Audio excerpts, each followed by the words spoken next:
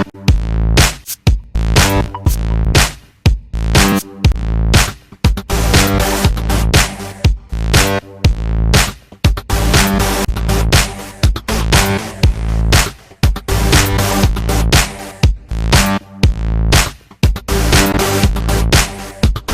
बच्चों, good morning to all of you. कैसे हैं आप सब? Myself doctor D N Gupta. और जैसे कि आपको पता है, इस समय जो हमारा चैप्टर चल रहा है वो चल रहा है cell cycle and cell division. इस चैप्टर के अभी तक हम लोगों ने सिंगल लेक्चर लगाया है और इस लेक्चर में हम लोग ने बात करी है कि सेल साइकिल की डेफिनेशन क्या होती है। और हम लोग ने इंटरफेज में जो हमारा फेज था, G1 फेज, S फेज और G2 फेज, इसके बारे में बहुत ही डीप तरीके से हम लोगों ने नॉलेज लिया। जो हमारे एनसीईआरटी में सारे पॉइंट्स दिए गए हैं, इन सारे पॉइंट्स को हम लोग ने कवर किया। अब हम लोग स्टार्ट करने वाले हैं इस सेकंड सेशन में। हम बात करेंगे एम फेज की। ये जो वर्ड एम आया है, ये एम वर्ड डिनोट करता है माइटोसिस को। इसलिए माइटोसिस की जो फेज है बच्चों, इसको हम बोलते हैं एम फेज। अगर एम फेज के बारे में हम बात करें तो हमारी एनसीईआरटी क्या कहती है? कहती है कि जो एम फेज है ये मोस्ट ड्रामेटिक पीरियड होता है सेल साइकिल का। क्योंकि जब आप एक सेल साइकिल देखते हैं तो उसमें आप देखते हैं पहले इंटरफेज है, फिर इसके बाद एम फेज है। तो जो एम फेज है ये मोस्ट ड्रामेटिक पीरियड होता है सेल साइकिल का। क्यों?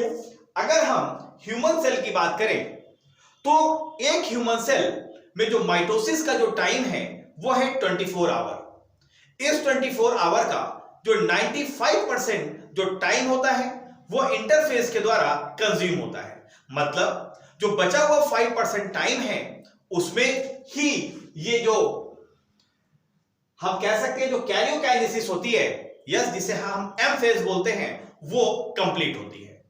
इसीलिए क्या कहा गया है, ये मोस्ट ड्रामेटिक पीरियड है सेल साइकिल का। इसमें जो मेजर रीऑर्गेनाइजेशन होता है किसका? सभी वो कंपोनेंट्स का जो सेल्स के अंदर मौजूद है, इनका पुनः रीऑर्गेनाइजेशन होगा। किसके लिए? क्योंकि ये कंपोनेंट्स एक सेल से दो डॉटर सेल में जाने हैं तो सारे कंपोनेंट्स इक्वली भेजे जाए। अर्थात एक पैरेंट सेल से जब दो डॉटर सेल बनती हैं तो दोनों डॉटर सेल्स में इक्वल कंपोनेंट्स पहुंचते हैं। नेक्स्ट पॉइंट क्या कहता है? क्योंकि जो नंबर है क्रोमोसोम्स के वो पेरेंट में एंड प्रोजेनी सेल्स में वो सेम होते हैं। दैट इज व्हाई इस एम फेज को हम इक्वेशनल डिवीजन के नाम से भी जानते हैं। क्यों? क्योंकि अगर हम बात करें कि अगर एक ह्यूमन सेल्स में सोमैटिक सेल है और इसके न्यूक्लियस में यदि ये 46 क्रोमोसोम है तो डिवाइड होने के बाद जब एक सेल से दो सेल्स बनेगी तो दोनों सेल्स के न्यूक्लियस में क्रोमोसोम्स की number will be same as the number in parent cell. That is why इस डिवीजन को हम क्या बोलते हैं? इसीलिए हम इसको बोलते हैं इक्वेशनल डिवीजन। मतलब जितने क्रोमोसोम पेरेंट सेल में हैं उतने ही क्रोमोसोम्स डॉटर सेल में जा रहे हैं और जो मटेरियल्स हैं वो भी बराबर बराबर ही पहुंचते हैं। जब भी आप देखिए कि अगर हम माइटोसिस की बात करें तो आप देखेंगे कि माइटोसिस को प्रॉपर तरीके से समझने के लिए इसके जो डिवीजन है उसको प्रॉपर तरीके से 4 फेज में डिवाइड किया गया है। पहला होता है प्रोफेज, सेकंड है मेटाफेज, थर्ड है एनाफेज एंड फोर्थ है टीलोफेज। भले ही हम माइटोसिस को इन 4 फेज में डिवाइड करके हम हर एक की स्टडी करें, लेकिन एक बात जो एनसीईआरटी हमारी कहती है कि ये जो चारों फेज हैं, इन चारों फेज के बीच में बहुत क्लियर कट लाइन को खींचा नहीं जा सकता। ओके बच्चों, कन्वेंशनली हमने भले ही एम फेज को 4 फेज में डिवाइड किया है, लेकिन क्या कह रहा है कि इनके बीच में हम एक clear cut lines cannot be drawn between various stages of M phase. For example, prophase, metaphase, anaphase, telophase. मतलब क्या है? मतलब हम ये नहीं कह सकते कि प्रोफेज यहीं पर खत्म हो रही है और मेटाफेज यहां से स्टार्ट हो रही है। मतलब हम ये नहीं कह सकते कि मेटाफेज यहां पर खत्म हो रही फिर एनाफेज स्टार्ट हो रही है, लेकिन कन्वेंशनली कुछ ऐसे यहां पर फीचर्स आपको देखने को मिलेंगे जिससे आप कह पाएंगे कि yes this is the prophase, this is the metaphase, this is the anaphase and this is the telophase. Okay बच्चों, चलिए तो हम सबसे पहले स्टार्ट करते हैं। जो एम फेज की जो फर्स्ट फेज है वो है हमारी प्रोफेज। प्रोफेज के बारे में हमारी एनसीईआरटी कहती है कि प्रोफेज सबसे लॉन्गेस्ट फेज होती है माइटोसिस में। तो लॉन्गेस्ट फेज कौन सी है? प्रोफेज। चलिए प्रोफेज के बारे में हमारी एनसीईआरटी क्या कहती है, उन सारे पॉइंट्स को हम लोग कवर कर लेते हैं।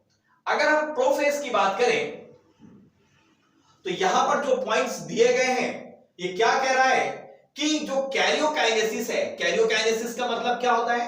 कैरियोकाइनेसिस का मतलब होता है डिवीजन ऑफ न्यूक्लियस। तो कैरियोकाइनेसिस की जो फर्स्ट फेज है कौन सी? प्रोफेज। ये पहली स्टेज होती है, first stage of the karyokinesis of mitosis.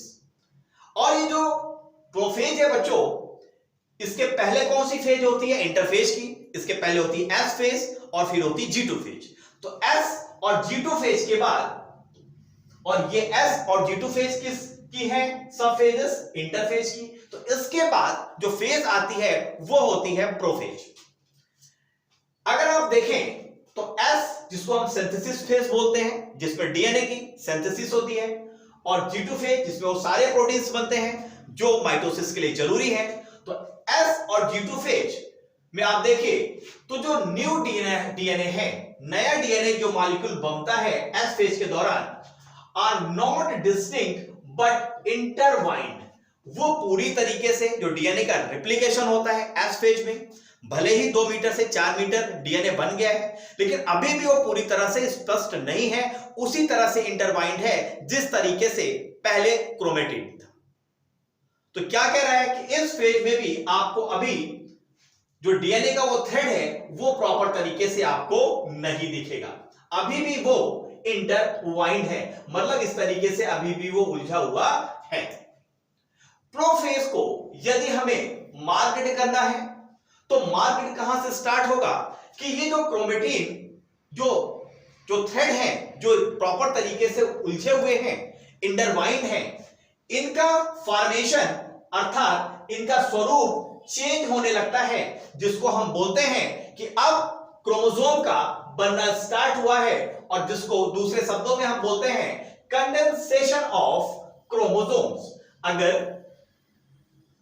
ये थ्रेड धीरे धीरे पहले उलझा था, अब सुलझेगा, और धीरे धीरे अगर ये क्रोमोसोम का फॉर्म्स लेने लगे तो हम बोलेंगे कि यस क्रोमोसोम का कंडेंसेशन स्टार्ट हुआ है, और हम ये मानेंगे कि यस प्रोफेज का इनिशिएशन स्टार्ट हो चुका है। नेक्स्ट पॉइंट क्या कहता है?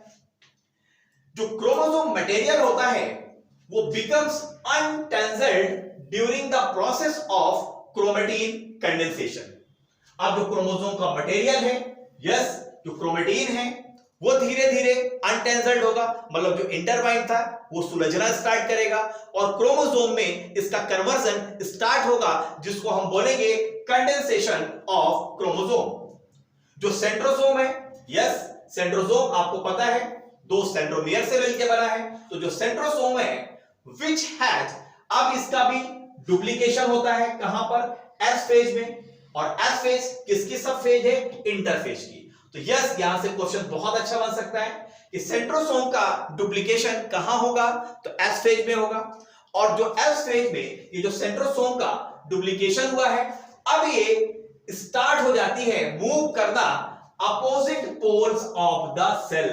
जैसे अगर हम बोले, अगर हम प्रॉपर अभी आपको फिगर दिखाएं तो वहां पर आपको ये समझ में आएगा कि प्रोफेज की जब स्टार्टिंग होती है तो सबसे पहले आप देखिए यहां पर ये अर्ली प्रोफेज की स्टेज दिखाई गई है। यहां पर जो क्रोमेटिन है वो पहले बहुत ज्यादा पूरी तरह से उलझे हुए थे, फिर सुलझ के धीरे धीरे देखिए ये क्रोमोसोम का फॉर्म ले रहे हैं, तो हम बोलेंगे यहां पर अर्ली प्रोफेज हो रही है। दूसरा, यहां पर जो सेंट्रोसोम है, यस अगर हम बोले यहां पर अगर सेंट्रोसोम है तो वो भी अपोजिट पोल की तरफ जाना स्टार्ट करती है। तो यह हो गई हमारी अर्ली प्रोफेज। और लेट प्रोफेज में आप देखेंगे बच्चों कि यहां पर प्रॉपर तरीके से क्रोमोसोम अब थोड़े थोड़े स्पष्ट दिखना स्टार्ट हुए हैं। चलिए आगे हमारी एनसीईआरटी की लाइन क्या कहती है उसको हम लोग समझते हैं। अगर हम बात करें कि जो सेंट्रोसोम है which had undergone duplication during S phase of interphase now begins to move towards opposite pole of the cell. Cell के अपोजिट पोल की तरफ सेंट्रोसोम का मूवमेंट स्टार्ट हो जाता है और जो कंप्लीशन है प्रोफेज का उसको हम किस तरह से मार्क कर सकते हैं। तो फाइनली आपको यहां पर दो कैरेक्टरिस्टिक्स प्रोफेज के रेफरेंस में समझने हैं कि प्रोफेज अगर है तो यहां पर क्या चीजें आपको दिखेंगी। पहला आपको यह दिखेगा कि जो क्रोमोसोमल मटेरियल है मतलब जो क्रोमेटिन मटेरियल है वो कंडेंस होके कंपैक्ट माइटोटिक क्रोमोसोम्स में कन्वर्ट हो जाएंगे। मतलब क्रोमेटिन जो उलझा हुआ है इंटरवाइन था सुलझ गया और क्रोमोसोम में कन्वर्ट हो गया। क्रोमोसोम्स को अब हम देख सकते हैं और ये जो क्रोमोसोम्स की यदि हम बात करें तो ये जो क्रोमोसोम्स बने होते हैं इसमें आपको दो क्रोमेटिड्स दिखेंगे जो अटैच्ड होते हैं एक साथ एट द कहां से सेंट्रोमियर से। अगर आप देखेंगे तो यहां पर इस तरीके से क्रोमोसोम्स आपको दिखना स्टार्ट करेंगे। इसमें आपको क्या दिख रहे हैं इसमें आपको 1 और 2 क्रोमेटिड्स मिल रहे हैं और कहां से अटैच हैं वो अटैच है सेंट्रोमियर से। तो पहला कैरेक्टरिस्टिक्स हुआ प्रोफेज का क्या हुआ जो क्रोमेटिन है वो क्रोमोसोम में कन्वर्ट हो गया। सेकंड यहां पर क्रोमोसोम में आपको दो क्रोमेटिड्स दिखेंगे और आपस में ये यहां पर सेंट्रोमियर के साथ अटैच्ड है। सेकंड पॉइंट क्या कहता है प्रोफेज का कहता है कि जो सेंट्रोसोम है जो डुप्लीकेशन जिसका हुआ था एस फेज में इंटरफेज के अब ये अपोजिट पोल्स की तरफ मूव करना स्टार्ट कर देगा और प्रत्येक सेंट्रोसोम से रेडिएट्स आउट कुछ माइक्रोट्यूब्यूल्स निकलेंगे जिनको हम बोलेंगे एस्टर्स और यही वो माइटोटिक स्पिंडल फाइबर्स होते हैं जो क्रोमोसोम्स को पोल की ओर पुश करने में मदद करते हैं। यस ये जो दो एस्टर्स होते हैं साथ में with spindle fibres form mitotic apparatus और इस तरीके से ये माइटोटिक एपराटस को बनाते हैं। दो एस्टर्स साथ मिलके क्या बना रहे हैं माइटोटिक एपराटस। तो दो कैरेक्टरिस्टिक्स आपने देखे प्रोफेज के रेफरेंस में। अब प्रोफेज से बात पहुंचेगी कहां पर मेटाफेज पे। तो चलिए बच्चों अब हम लोग मेटाफेज की तरफ बढ़ते हैं और देखते हैं कि मेटाफेज जो फेज है उसमें कौन से कैरेक्टरिस्टिक्स आपको देखने को मिलेंगे। जैसे कि मैंने बताया कि अगर हम अभी प्रोफेज के बारे में जो बात कर रहे थे मैंने वहां पर बताया कि इस स्टेज में प्रोफेज के आप जब देखेंगे माइक्रोस्कोप के अंदर तो वहां पर आपको ना तो गोल्गी कॉम्प्लेक्स मिलेगा देखने को, ना आपको एंडोप्लाज्मिक रेटिकुलम मिलेगा, ना तो न्यूक्लियोलस होगा और ना ही न्यूक्लियर एनवेलप आपको देखने को मिलेगा प्रोफेज के केस में। तो ये भी कैरेक्टरिस्टिक्स आते हैं प्रोफेज के।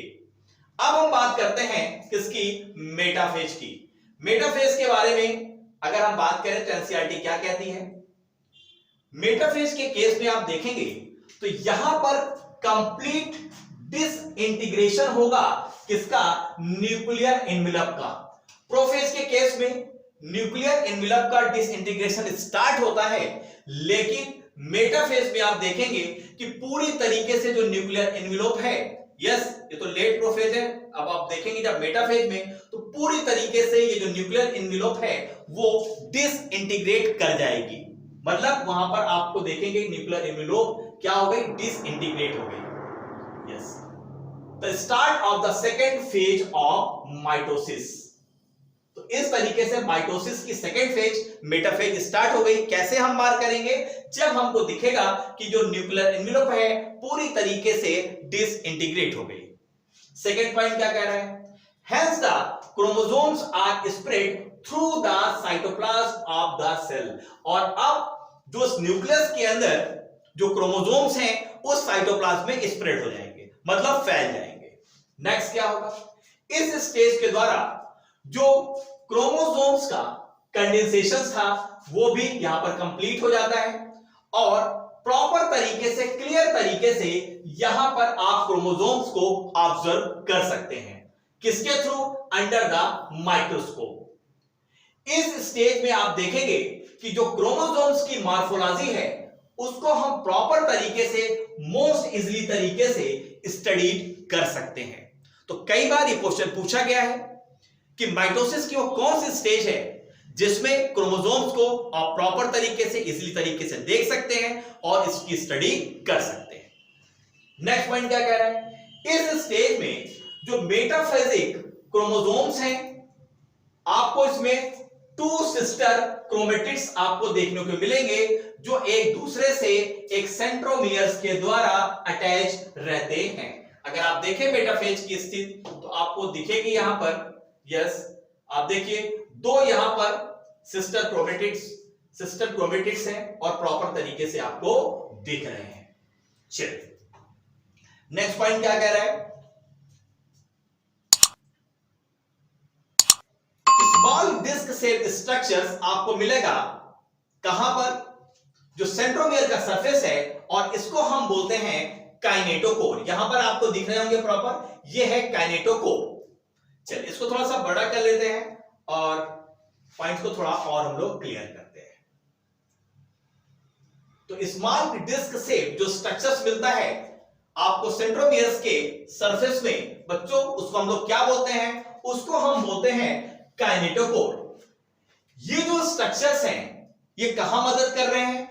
इसी स्ट्रक्चर से अटैचमेंट हो जाता है किसका? स्पिंडल फाइबर्स का, जिससे क्रोमोसोम प्रॉपर तरीके से पोल की तरफ पुश हो जाते हैं। तो इसलिए स्पिंडल फाइबर्स के अटैचमेंट के ये साइड्स हैं जिससे क्रोमोसोम्स मूव करेंगे, yes, position at the centre of the cell. तो सबसे पहले क्या होंगे? जितने क्रोमोसोम्स हैं वो सेंटर्स पे आएंगे, इक्वेटर प्लेट्स पे आएंगे प्रॉपर, देखिए इस प्लेट पे आएंगे, ये यहां पर इस तरफ पहले आएंगे और फिर बाद में इन्हीं स्पिंडल फाइबर्स के द्वारा जब इनका डुप्लीकेशन हो जाएगा तो प्रॉपर फिर अपने अपने पोल की तरफ ये चले जाएंगे। तो क्या कह रहा है? तो जो मेटाफेज है वो कैरेक्टराइज्ड होती है by all the chromosome coming to lie at the equator with one chromatid of each chromosome connected by its kinetochore to spindle fibers from one pole and its sister chromatids connected by its kinetochore to spindle fiber from the opposite pole। यहां पर आप देखेंगे कि यहां पर जैसे यहां पर ये काइनेटोकोर है तो ये काइनेटोकोर स्पिंडल फाइबर्स के द्वारा इस पोल से अटैच है और इसका जो काइनेटोकोर है ये स्पिंडल फाइबर के द्वारा इस पोल के द्वारा यहां पर अटैच है।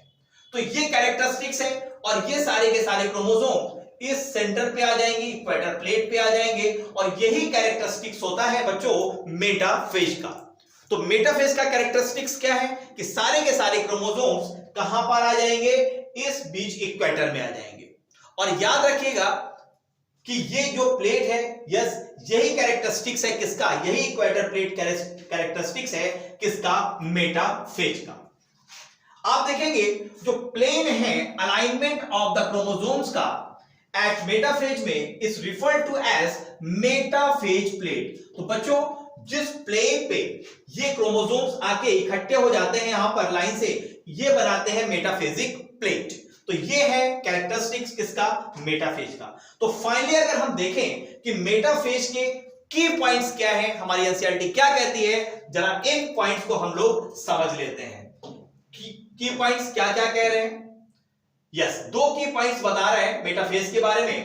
पहला जो की पॉइंट है वो कहता है कि जो स्पिंडल फाइबर्स हैं मेटाफेज में वो काइनेटोकोर से अटैच होंगे क्रोमोसोम्स के।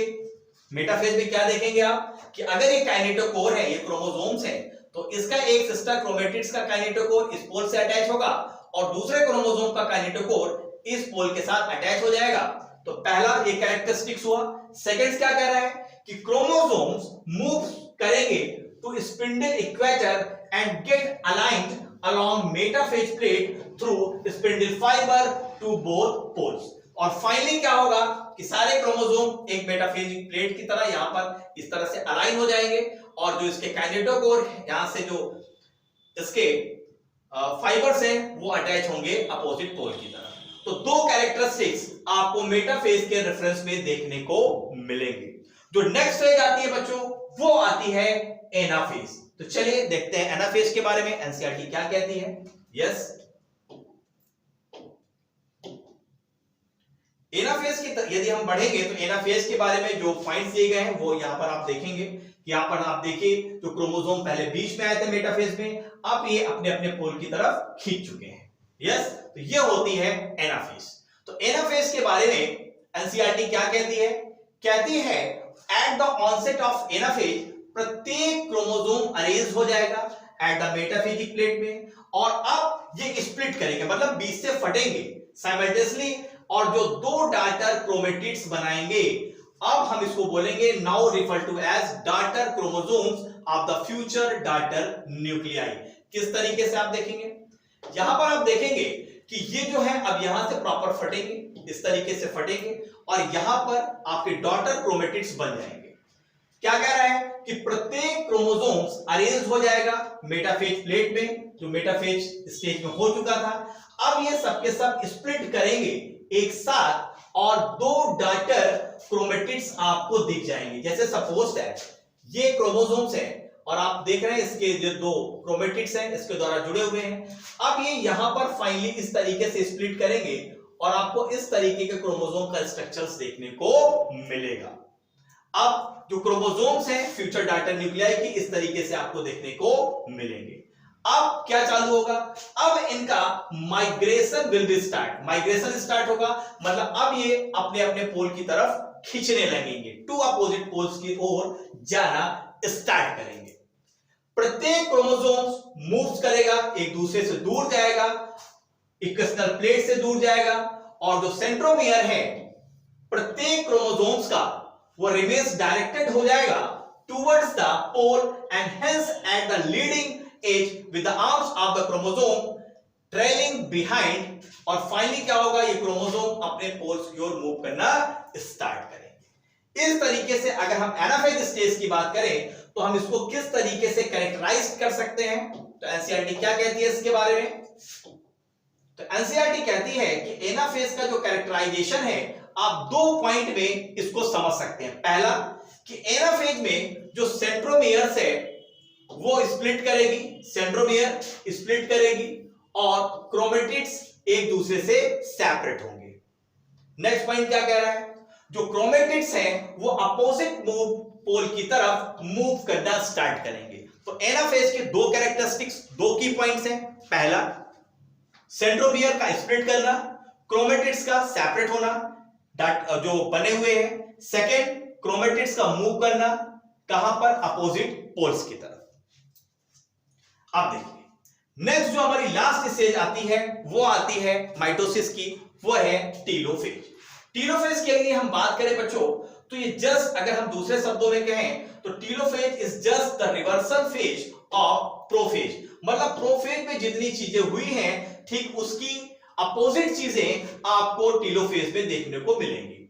अगर हम बात करें तो ये कैरियोकाइनेसिस की फाइनल स्टेज है। कौन सी? Telophase. It is the final stage of karyokinesis. जो क्रोमोसोम्स हैं जो पहुंच जाते हैं अपने रिस्पेक्टिव पोल्स की तरफ, फिर ये डीकंडेंस होंगे और अपनी इंडिविजुअलिटी को खो देंगे और फाइनली क्रोमेटिन थ्रेड्स में कन्वर्ट हो जाएंगे। आप देखिए यहां पर पहुंचने के बाद इन्होंने अपनी इंडिविजुअलिटी खो दी जो इनका पहचान थी, और फाइनली फिर ये क्रोमेटिन में कंडेंस हो जाएंगे। क्या कह रहा है? The individual chromosome can no longer be seen and each set of chromatin material tends to collect at each of the two poles. This is the stage which show the following key stage. तो finally क्या होगा, जो chromosome से जो opposite pole में गए हैं अब वो इंडिविजुअलिटी अपनी खो देंगे और फाइनली डीकंडेंस हो जाएंगे, और जैसे क्रोमेटिन से क्रोमोसोम बने थे अब क्रोमोसोम से क्रोमेटिन बनना स्टार्ट हो जाएगा, और अब प्रॉपर यहां पर आपको क्रोमोसोम नहीं दिखेंगे। इससे आप मार्क कर पाएंगे कि yes this is the stage of telophase. तो टीलोफेज को अगर हम समझे तो तीन की पॉइंट्स टीलोफेज के बारे में हमारी एनसीईआरटी कहती है। पहला पॉइंट क्या कहता है कि जो क्रोमोसोम्स के क्लस्टर्स होते हैं opposite at opposite spindle poles में, और जो देयर इनकी आइडेंटिटी है वो खत्म हो जाती है और इसको आप प्रॉपर तरीके से आप नहीं देख पाएंगे क्रोमोसोम को। सेकंड क्या कहता है, जो न्यूक्लियर इनवेलप डिसअपीयर होती कहां पर, प्रोफेज के दौरान, वो फिर से रीअपीयर हो जाएगी। यस, न्यूक्लियर इनवेलप फिर से डेवलप कर जाएगी अराउंड द क्रोमोसोम्स क्लस्टर, और प्रत्येक पोल बनाएंगे दो डाटर न्यूक्लियाई, और फाइनली दोनों पोल के द्वारा एक यहां पर एक ये डाटर न्यूक्लियाई बन जाएगा और सेकंड ये डाटर न्यूक्लियाई बन जाएगा। तो ये इस तरह से हो जाएगी कैरियोकाइनेसिस। और न्यूक्लियोलस जो कि प्रोफेज के दौरान गायब हो गए थे फिर रीअपीयर होंगे, गोल्गी कॉम्प्लेक्स फिर से बनेंगे और एंडोप्लाज्मिक रेटिकुलम फिर से रिफॉर्म होंगे। मतलब हम ये कह सकते हैं कि जो टीलोफेज है is just the reversal phase of prophase. तो इस तरीके से बच्चों हम लोगों ने यहां पर माइटोसिस के जो 4 फेज हैं उसको हम लोग ने कंप्लीट किया। जब कैरियोकाइनेसिस फिनिश होती है तो स्टार्ट होती है साइटोकाइनेसिस। साइटोकाइनेसिस का मतलब होता है डिवीजन ऑफ साइटोप्लाज्म। तो पहले न्यूक्लियस डिवाइड किए जिसको हमने बोला कैरियोकाइनेसिस, अब जब साइटोप्लाज्म डिवाइड करेगा तो इसको हम बोलेंगे साइटोकाइनेसिस। तो साइटोकाइनेसिस प्लांट सेल में और एनिमल सेल्स में इनका जो तरीका है बच्चों वो अलग अलग होता है। चलिए अब हम लोग देखते हैं किसकी बात करेंगे, अब हम बात करेंगे साइटोकाइनेसिस की। चलिए हमारी एनसीईआरटी साइटोकाइनेसिस के बारे में क्या कहती है जरा इसको समझ लीजिए।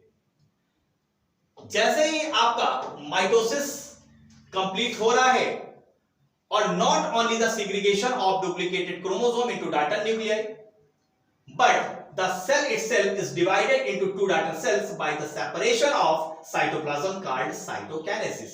तो जब अगर न्यूक्लियस का सेपरेशन हो रहा है दैट इज कैरियोकाइनेसिस, अगर साइटोप्लाज्म का विभाजन हो रहा है दैट इज द साइटोकाइनेसिस।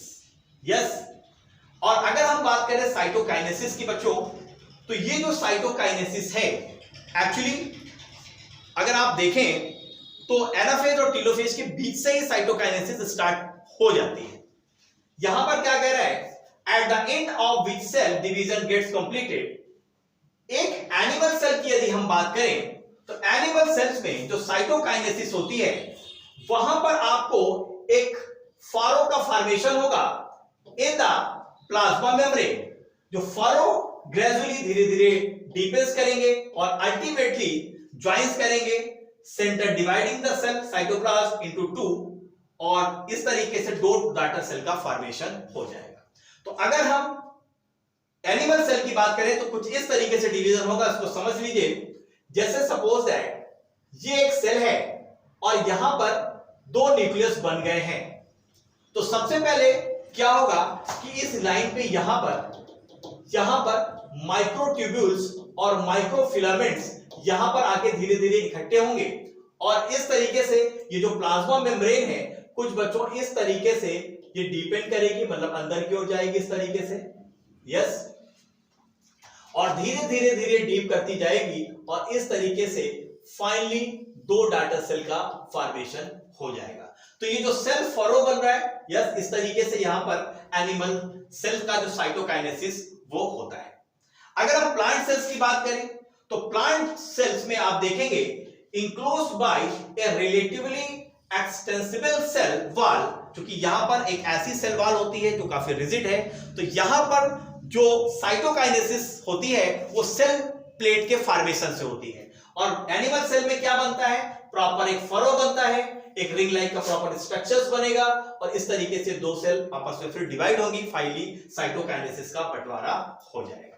तो यहां पर आप देखेंगे जो साइटोकाइनेसिस प्लांट सेल के केस में आप देखेंगे तो प्लांट सेल के केस में अगर इस सेल के अंदर ये दो न्यूक्लियस बन गए हैं तो बीच में बच्चों यहां पर सेल प्लेट का फॉर्मेशन होगा, और फाइनली इस तरीके से दो प्लांट डाटर सेल बन जाएंगे। तो यहां पर सेल प्लेट के फॉर्मेशन से साइटोकाइनेसिस होती है, और एनिमल सेल के केस में फरो का फॉर्मेशन होता है, और फरो के फॉर्मेशन में माइक्रोट्यूब्यूल्स और माइक्रोफिलामेंट्स अपना इंपॉर्टेंट रोल प्ले करते हैं।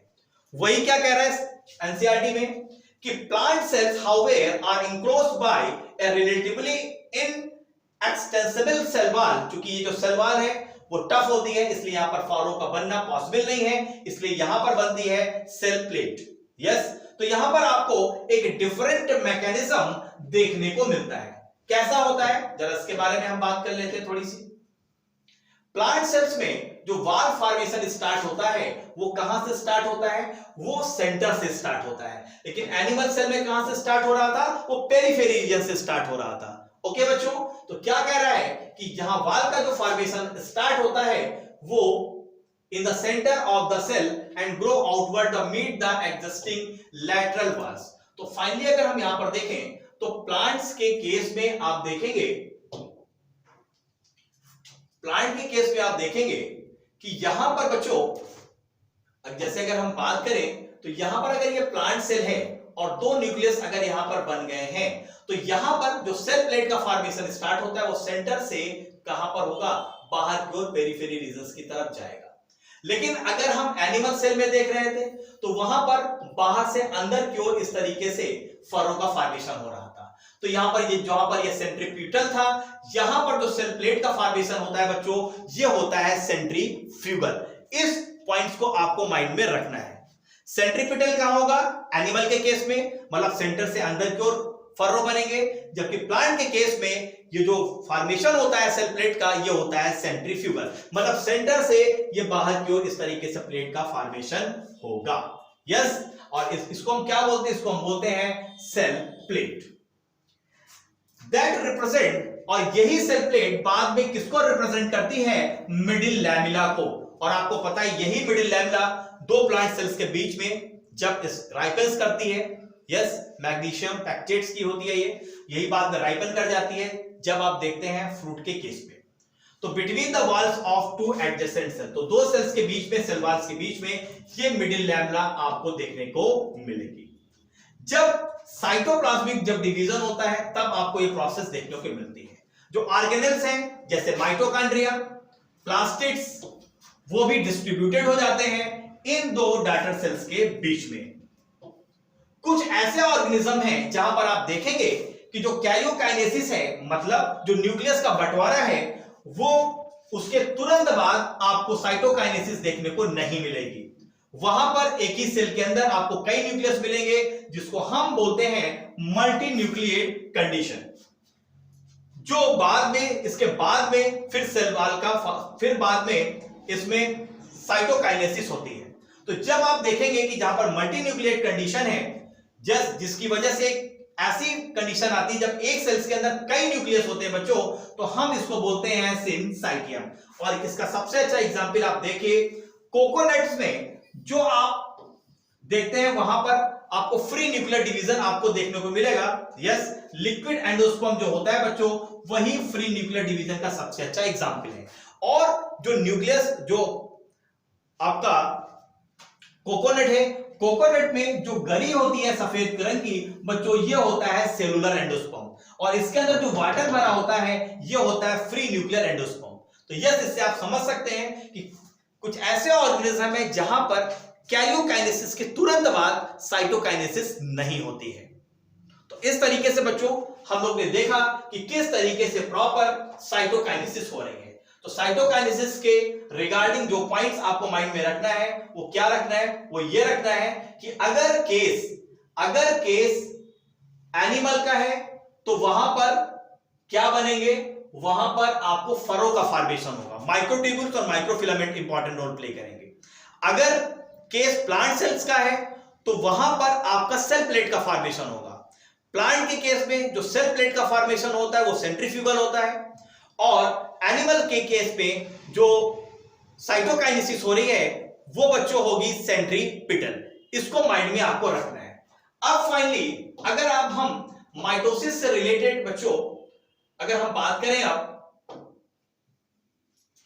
कि माइटोसिस के सिग्निफिकेंस क्या है और इसकी हमारी एनसीईआरटी इसके रिगार्डिंग क्या कहती है, तो चलिए उस पॉइंट पे समझते हैं और देखते हैं कि वास्तव में माइटोसिस के सिग्निफिकेंस क्या है।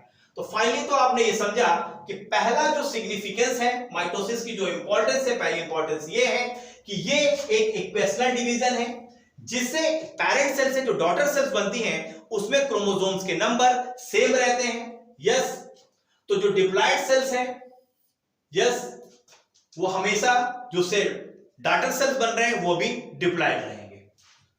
कुछ लोअर प्लांट्स के केस में आप देखेंगे, जैसे कुछ सोशल इंसेक्ट में आप देखेंगे वहां पर जो हैप्लॉइड सेल्स हैं वो भी डिवाइड करते हैं माइटोसिस के द्वारा। जैसे मैंने बोला कि जो डिप्लॉइड सेल है वहां पर माइटोसिस होगी, जो सेक्स सेल है वहां पर मियोसिस होगी, लेकिन कुछ ऐसे भी सोशल इंसेक्ट हैं जहां पर हैप्लॉइड सेल्स में भी आपको माइटोसिस देखने को मिलती है। और ये बहुत जरूरी है इसको समझना कि जो सिग्निफिकेंस है माइटोसिस का, यस, अगर आप देखेंगे किसी ऑर्गेनिजम्स के लाइफ में कितनी इंपॉर्टेंट है।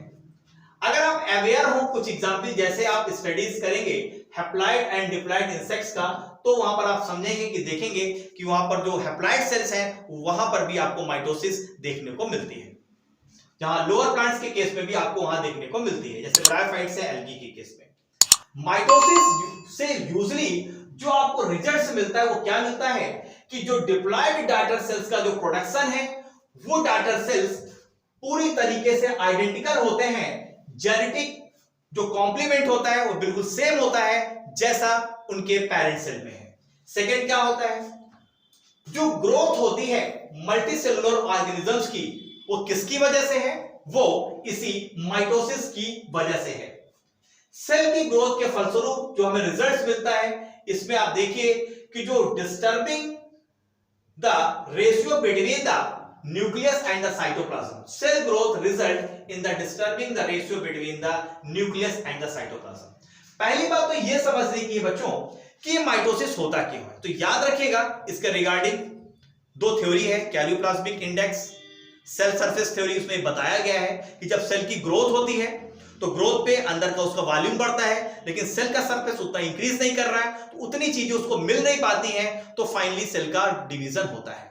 तो यहां पर वही पॉइंट कहा गया है कि माइटोसिस के लिए सेल ग्रोथ ही एक इंपॉर्टेंट फैक्टर माना जाता है। If therefore become essential for the cell to divide to restore the nucleocytoplasmic ratio, अर्थात दूसरे शब्दों में क्या कहा जाता है कि जैसे सपोज दैट ये एक सेल है और ये इसका न्यूक्लियस है, तो अगर सेल का साइज इतना है कि न्यूक्लियस प्रॉपर इसकी सारी एक्टिविटी को कमांड कर रहा है, तो हम बोलेंगे कि सेल और जो न्यूक्लियस का जो रेशियो है, अर्थात न्यूक्लियस और साइटोप्लाज्म का जो रेशियो है वो बैलेंस है, मतलब न्यूक्लियस इतने साइटोप्लाज्म की सारी एक्टिविटी को कंट्रोल कर रहा है। लेकिन अगर दूसरे केस में सेल ग्रो करे, न्यूक्लियस अभी छोटा है लेकिन साइटोप्लाज्म बहुत बड़ा है, तो ये न्यूक्लियस साइटोप्लाज्म की एक्टिविटी को प्रॉपर तरीके से कंट्रोल नहीं करेगा, मतलब न्यूक्लियस का कंट्रोल साइटोप्लाज्म में खो जाएगा। तो इस रेशियो को मेंटेन करने के लिए भी माइटोसिस होती है, जिसको बोलते हैं nucleo cytoplasmic ratio. Next point क्या कहता है, एक बहुत जो सिग्निफिकेंट कंट्रीब्यूशन होता है माइटोसिस का, वो क्या है, सेल को रिपेयर करना। आप जानते हैं जब भी सेल की इंजरी होती है तब वहां पर सेल उसको रिपेयर करती है। इसके अलावा जो अपर लेयर होती है बच्चों सेल्स की, जैसे epidermis, cells of the lining of the gut, blood cells, लगातार आपको पता है ये रिप्लेस होती रहती हैं, और जो नई सेल बनती हैं वो माइटोसिस प्रोसेस से ही बनती है। तो माइटोसिस का सिग्निफिकेंस आप देखिए, नई नई सेल्स को बनाना, सेल्स की इंजरी को ठीक करना, यस, इसके अलावा जो प्लाइडी लेवल है उसको मेंटेन करना, इन सभी के लिए माइटोसिस सबसे इंपॉर्टेंट रोल प्ले करता है। माइटोटिक डिवीजन आप देखें, जो मेरिस्टेमेटिक टिश्यू है, एसिड टिश्यू जो डिवाइडिंग नेचर्स के हैं, जो प्लांट्स में देखने को मिलते हैं, चाहे एपिकल मेरिस्टम हो या लैटरल कैम्बियम की बात हो, इसमें जो लगातार आप कंटिन्यूअस ग्रोथ देखते हैं बच्चों प्लांट्स में पूरी लाइफ, उसका कारण सिर्फ क्या है, उसका कारण सिर्फ है यही माइटोसिस।